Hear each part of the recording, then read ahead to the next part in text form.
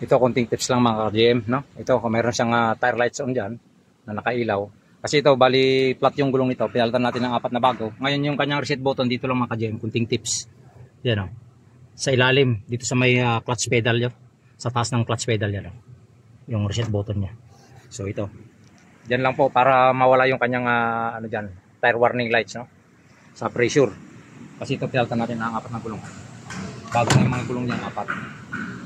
So, yun lang. Ito, bali re-reset natin yung kanyang tire warning light. Switch on lang natin yung kanyang susi. Yan, makikita nyo. Ayan siya. Tapos dito lang siya sa itaas ng clutch pedal, no? Yung kanyang reset button dito. Yan, hold lang natin yan. Tapos mawawala na yan mga ka-GM. Yan, no? Nagbi-blink siya, no? Yan, kung makikita ninyo.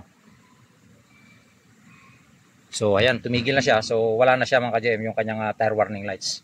So, ganun lang po. Kailangan na ang pressure nito sa Toyota Hiace ay 50 PSI yung kanyang gulong sa harapan sa kasalikuran. Kasama sa spare tire mga ka-GM.